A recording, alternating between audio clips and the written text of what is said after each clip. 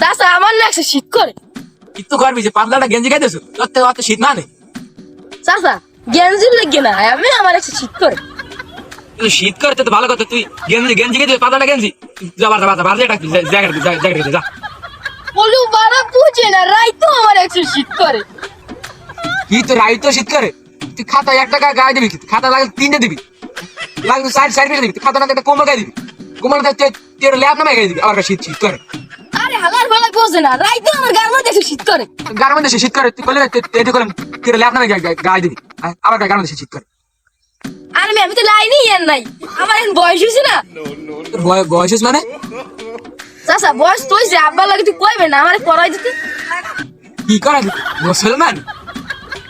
আর মেয়ে না ওরা তো ফোর সাবজেক্ট বিয়া বিয়া।